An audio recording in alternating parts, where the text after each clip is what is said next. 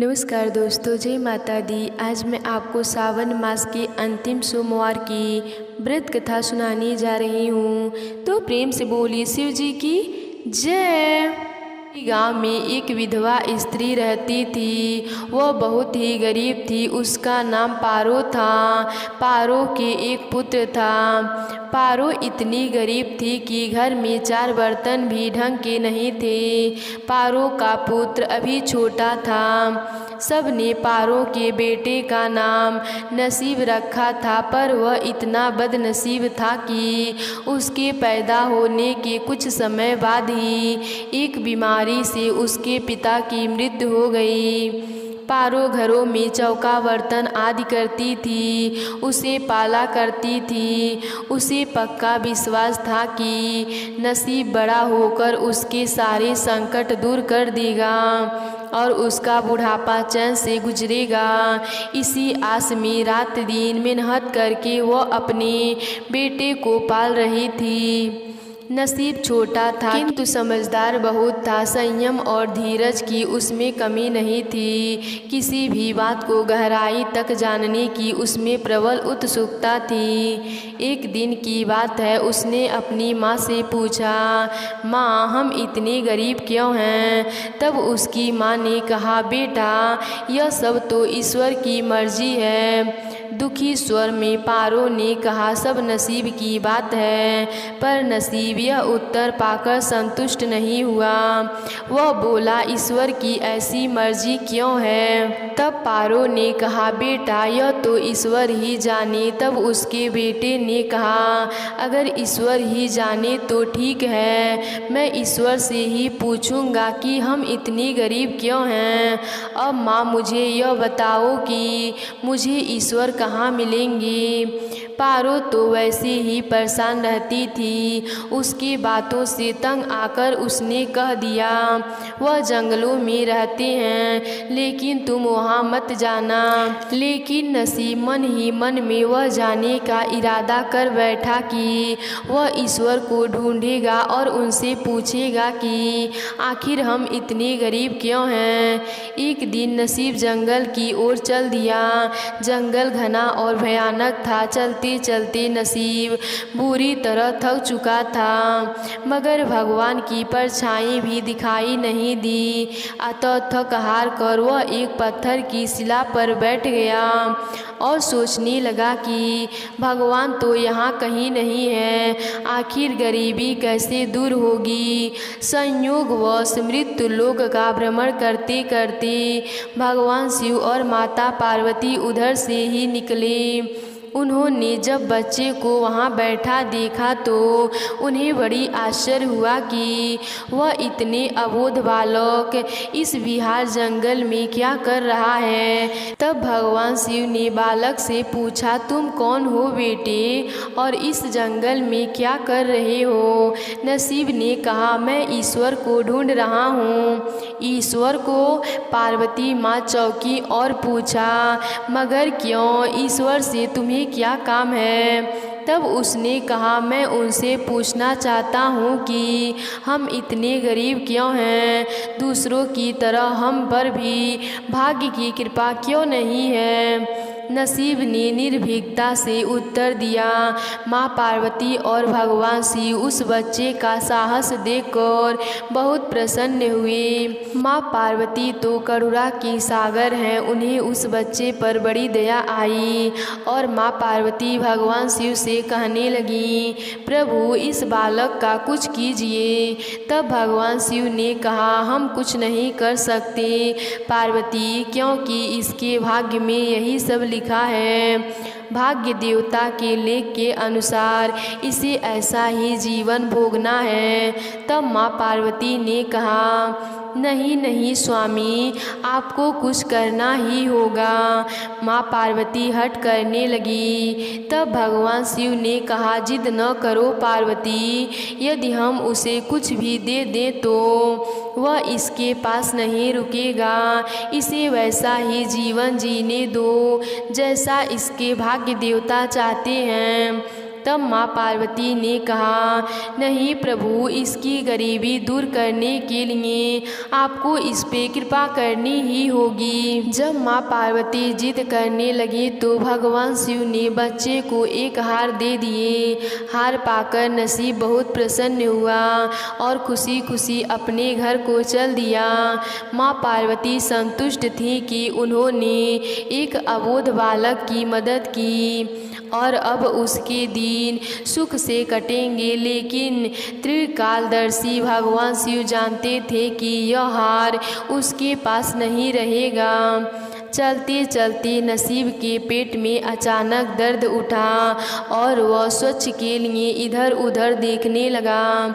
उसने भगवान शिव का दिया हुआ हार पत्थर की एक शिला पर रख दी और झाड़ियों के पीछे चला गया। किंतु तभी एक चील वहीं से उड़ते हुए आई और उसने उस हार को उठाकर उड़ गई। अरे मेरा हार! सब कुछ भूलकर लड़का चील के पीछे भागा, मगर कब तक उस चील का पीछा करे, कैसे पकड़े? उसे एक दो बार पत्थर उठाकर उसने चील को मारने की कोशिश की, किंतु चील अधिक ऊंचाई पर थी। कुछ ही पलों में चील उसकी नज़रों से ओझल हो गई और वह बड़ा दुखी हुआ और रोते रोते वह अपने घर की ओर चल दिया और घर पहुंचकर उसने अपनी माँ को सारी बात बताई। मगर पारो को उसकी बात पर बिल्कुल भी विश्वास नहीं हुआ। हाँ, उसकी बात सुनकर वह उदास जरूर हो गई, लेकिन नसीब माँ की उदासीनता देख और हदों उत्साहित नहीं हुआ। उसने मन ही मन में निर्णय किया वह कल फिर वहीं जाएगा और भगवान शिव को अवश्य ही दंड देने को कहेगा। माँ पार्वती को वह अपनी विपदा सुनाएगा। उसे विश्वास था कि भगवान शिव उसकी बात जरूर सुनेंगे और वह दूसरे दिन फिर वहीं जंगल में जा पहुंचा। भगवान शिव ने माँ पार्वती से कहा, देखो, उसके पास हार नहीं रहा। उसे एक चील ले उड़ी और दूसरा हार पाने व उस चील को दंड दिलाने की इच्छा के लिए यहाँ फिर आज आ गया। तब माँ पार्वती ने फिर भगवान से प्रार्थना की, भगवान, आप चाहे चील को दंड दें या ना दें, किंतु इस लड़के की सहायता करके इसकी इधर घंटा अवश्य दूर करें। तब भगवान शिव ने कहा, अब हम कुछ नहीं कर सकते। देवी, यदि तुम जिद करती हो तो हम ब्रह्मा जी से कहते हैं, वही इस बालक की सहायता करेंगे। यह कहकर भगवान शिव ने ब्रह्मा जी को बुलाया और सारी बातें बताकर आग्रह किया कि आप ही इसकी कुछ मदद करें। तब ब्रह्मा जी ने उस लड़के को हीरे की एक अंगूठी दे दी। लड़के ने अंगूठी जेब में रख ली और खुशी खुशी अपने घर चल दिया। उसने सोच लिया था अब एक पल के लिए अंगूठी को अपने से अलग नहीं करेगा। चलते चलते अचानक उसे प्यास लगी। वह सरोवर के किनारे पहुंचा और जैसे ही वह चुल्लू भर का पानी पीने के लिए झुका, वैसे ही उसकी जेब में से अंगूठी निकलकर पानी में जा गिरी और इससे पहले कि वह उसे उठाता, एक मछली उसे निगल गई। वह फिर से रोते रोते घर आया और माँ को सारी बात बताई। तब उसकी माँ ने कहा, बेटा, जब तक भाग्य में नहीं है तब तक कोई भी चीज़ नहीं रुकेगी। माँ ने उसे दिलासा देते हुए कहा, जब भाग्य देवता खुश होंगे तो मिट्टी भी सोना बन जाएगी, मगर इस प्रकार किसी के देने से हमारी गरीबी दूर नहीं होगी। उसे समझाकर माँ अपने काम में लग गई, मगर नसीब भी हार मानने वाला नहीं था। उसने मन ही मन सोच लिया कि वह कल फिर वहाँ जाएगा। तीसरे दिन वह फिर वहाँ गया। भगवान शिव और माँ पार्वती उसका यह साहस देखकर बहुत खुश हुए। तब भगवान शिव ने इस बार ब्रह्मा जी के पास जाकर बात की कि यह बालक तो बड़ा साहसी है, इसका कुछ उद्धार सुधार किया जाना चाहिए। तब ब्रह्मा जी ने सलाह दी कि हमें भगवान विष्णु जी के पास जाना चाहिए, यही इसका कोई हल बताएंगे। भगवान शिव और ब्रह्मा जी भगवान विष्णु के पास पहुँचे। पूरी बात सुनकर भगवान विष्णु ने नसीब को कुछ हीरे दिए।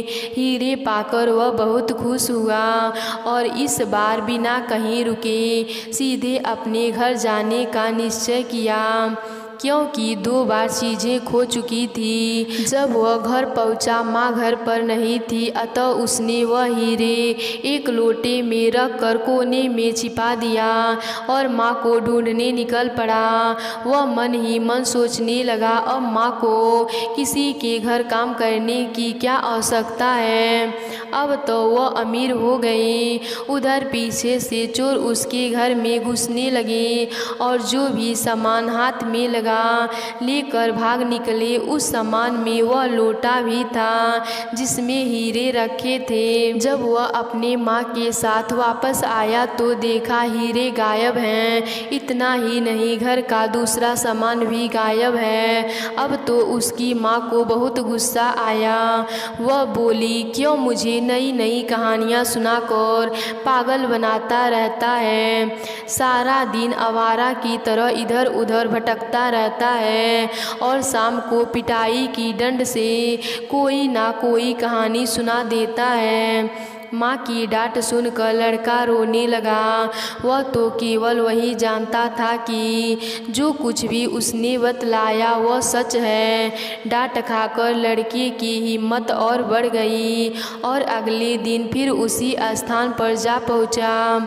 भगवान शिव सोचने लगे, इस पर इतनी मुसीबतें पड़ी लेकिन इसने हिम्मत नहीं हारी, इसीलिए वह बहुत प्रसन्न हुए और भाग्य की देवी के पास जाकर बोले, यह लड़का बहुत हिम्मती साहसी वाला है और धीरज वाला है। ऐसा व्यक्ति अभागा नहीं हो सकता, इसे कुछ दे दो। आज्ञा पाकर भाग्य की देवी ने नसीब को सोने का एक सिक्का दिया। सिक्का लेकर वह खुशी खुशी अपने घर को चल दिया। जब उसने घर जाकर वह सिक्का अपनी माँ को दिया तो उसकी माँ बहुत खुश हुई। अब क्योंकि उन पर भाग्य की देवी की कृपा हो गई, अतः सारे काम भी अपने आप ही शुभ शुभ होने लगे। दूसरे दिन एक मछली वाला उनके गांव में मछली बेचने आया तो लड़के ने वही सिक्का देकर मछली खरीद ली।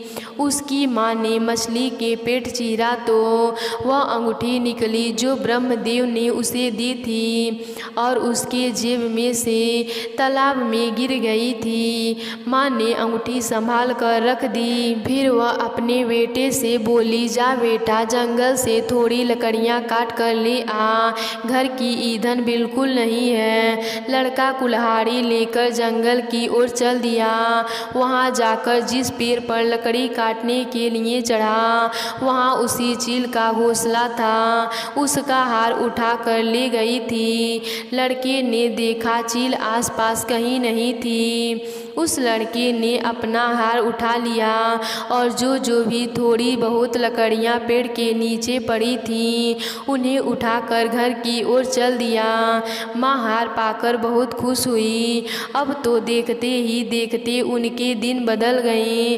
घर में किसी भी चीज़ का अभाव नहीं था। फिर भगवान की कुछ ऐसी करनी हुई कि जो चोर उसके घर से गहने चुरा कर ले गए थे उन्हें सपने में भगवान शिव ने चेतावनी दी कि जो हीरे उस लड़के के घर से चुरा कर लाए हो वे तुरंत वापस कर दो, वरना तुम्हारा सर्वनाश कर दूंगा। चोर उसी दिन हीरे उसके घर पर दे गए और अपनी गलती के लिए माफ़ी भी मांगी। इस प्रकार भगवान शिव की कृपा से उस अभागे का भाग्य चमक उठा। अब उनके घर में किसी भी चीज़ की कमी नहीं थी और उनकी गरीबी सदा के लिए दूर हो गई। इस प्रकार माँ बेटे ने शिव जी की कृपा पाकर बहुत प्रसन्न हुए और माँ बेटे दोनों ही शिव जी की पूजा पाठ करने लगे। शिव जी के व्रत करते और शिव जी की कथा कहानी सुनने लगे। तो प्रेम से बोलिए शिव जी की जय, माता पार्वती की जय। किसी नगर में एक धनी व्यापारी रहता था। दूर दूर तक उसका व्यापार फैला हुआ था। नगर में उस व्यापारी का सभी लोग मान सम्मान करते थे।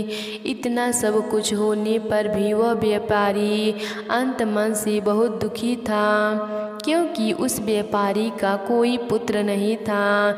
दिन रात उसे एक ही चिंता सताती रहती थी, उसकी मृत्यु के बाद उसके इतनी बड़ी व्यापार और धन संपत्ति को कौन संभालेगा।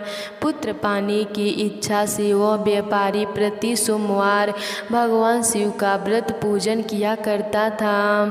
सायंकाल को व्यापारी शिव मंदिर में जाकर भगवान शिव के सामने घी का दीपक जलाया करता था। उस व्यापारी की भक्ति देखकर एक दिन माता पार्वती ने भगवान शिव से कहा, हे प्राणनाथ, यह व्यापारी आपका सच्चा भक्त है। कितने दिनों से यह सोमवार का व्रत और पूजन नियमित कर रहा है। भगवान आप इस व्यापारी की मनोकामना अवश्य पूर्ण करें। भगवान शिव ने मुस्कुराते हुए कहा, हे पार्वती, इस संसार में सबको उसके कर्म के अनुसार फल की प्राप्ति होती है। प्राणी जैसा कर्म करते हैं उन्हें वैसा ही फल की प्राप्ति होता है। इसके बावजूद पार्वती जी नहीं मानी। उन्होंने आग्रह करते हुए कहा, नहीं प्राणनाथ, आपको इस व्यापारी की इच्छा पूरी करनी ही पड़ेगी। यह आपका अनन्य भक्त है। प्रति सोमवार आपका विधिवत व्रत रखता है और पूजा अर्चना के बाद आपको भोग लगाकर एक समय भोजन ग्रहण करता है। आपको इसे पुत्र प्राप्ति का वरदान देना ही होगा। पार्वती का इतना आग्रह देखकर भगवान शिव ने कहा, तुम्हारे आग्रह पर मैं इस व्यापारी को पुत्र प्राप्ति का वरदान तो देता हूँ, लेकिन इसका पुत्र 16 वर्ष से अधिक जीवित नहीं रहेगा। उसी रात भगवान शिव ने स्वप्न में उस व्यापारी को दर्शन देकर उसे पुत्र प्राप्ति का वरदान दिया और उसके पुत्र के 16 वर्ष तक जीवित रहने की बात भी बताई। भगवान के वरदान से व्यापारी को खुशी तो हुई, लेकिन पुत्र की अल्प आयु की चिंता ने उस खुशी को नष्ट कर दिया। व्यापारी पहले की तरह सोमवार का विधिवत व्रत करता रहा। कुछ महीने पश्चात उसके घर अति सुंदर पुत्र उत्पन्न हुआ। पुत्र जन्म से व्यापारी के घर में खुशियां भर गई। बहुत धूमधाम से पुत्र जन्म का समारोह मनाया गया। व्यापारी को पुत्र जन्म की अधिक खुशी नहीं हुई, क्योंकि उसे पुत्र की अल्प आयु के रहस्य का पता था। यह रहस्य घर में किसी को नहीं मालूम था। विद्वान ब्राह्मणों ने उस पुत्र का नाम अमर रखा। जब अमर 12 वर्ष का हुआ तो शिक्षा के लिए उसे वाराणसी भेजने का निश्चय हुआ। व्यापारी ने अमर के मामा दीपचंदन को बुलाया और कहा कि अमर को शिक्षा प्राप्त करने के लिए वाराणसी छोड़ आओ। अमर अपने मामा के साथ शिक्षा प्राप्त करने के लिए चल दिया। रास्ते में जहाँ भी अमर और दीपचंद्र रात्रि विश्राम के लिए ठहरे थे, वहीं यज्ञ करते और ब्राह्मणों को भोजन कराते जाते। लंबी यात्रा के बाद अमर और दीपचंद एक नगर में पहुँचे। उस नगर के राजा की कन्या के विवाह की खुशी में पूरे नगर को सजाया गया था। निश्चित समय पर बारात आ गई, लेकिन वर का पिता अपने बेटे के एक आँख से काने होने के कारण बहुत चिंतित था। उसे इस बात का भय सता रहा था कि राजा को इस बात का पता चलने पर कहीं वह विवाह से इनकार न कर दें, इससे उसकी बदनामी होगी। वर के पिता ने अमर को देखा तो उसके मस्तिष्क में एक विचार आया। उसने सोचा क्यों न इस लड़के को दूल्हा बनाकर राजकुमारी से विवाह कर दूं। विवाह के बाद इसको धन देकर विदा कर दूंगा और राजकुमारी को अपने नगर में ले जाऊंगा। वर के पिता ने इसी संबंध में अमर और दीपचंद से बात की। दीपचंद ने धन मिलने के लालच में वर के पिता की बात स्वीकार कर ली। अमर को दूल्हे के वस्त्र पहनाकर राजकुमारी चंद्रिका से विवाह करा दिया गया। राजा ने बहुत सा धन देकर राजकुमारी को विदा किया।